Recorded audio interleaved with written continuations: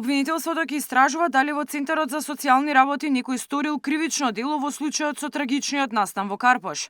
Предметот е оформен откако ресорниот министер информираше за инспекцијски надзор со кој е утврдено дека стручните работници не оствариле непосреден контакт со жртвата, иако претходно била закажана средба.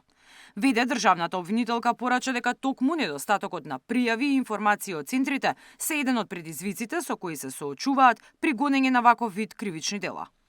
Во објавата на извештајот за извршен инспекцијски надзор во Центарот за социјални работи во Скопје, ресорното министерство информираше дека се утврдени недостатоци и неправилности во постапувањето во случајот.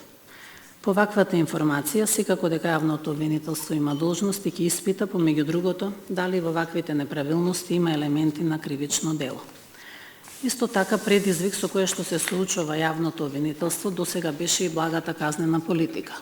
Условните осуди, во кои јавното обвинителство најчесто само со жалба успеваше да обезбеди заштитен надзор, никако не се адекватна санкција за прекинување на трендот на раст на вакви кривични дела, за кои сметам дека сите сме согласни дека постои.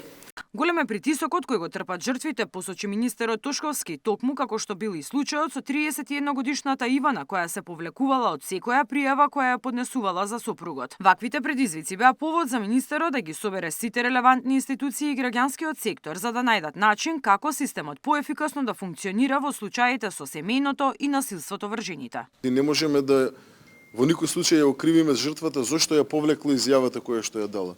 Меѓутоа мораме да најдеме поефикасен институционален одговор на ваквите случувања. Имаме предвидено и во рамки на сегашната регулатива можности да поефикасно работиме како институции, затоа сме овде, затоа ќе разговараме, да се координираме, да најдеме решение како 24/7 системот да одговори не само од аспект на МВР, од аспект на Центар за социјални работи, од аспект на јавно обвинителство, од аспект на кривичен суд, од аспект на граѓански суд. Опозицијата повторно побара оставка од Тошковски, потенцирајќи го фактот дека системот не потврлил прв пат според бројот на пријави кои ги имала Ивана. За трагедијата во Карпош, во која животите ги загубија мајка и малолетно дете, пропусти на МВР. 2 години постојано имало пријави за семејно, физичко и психичко насилство, вкупно 12 пријави.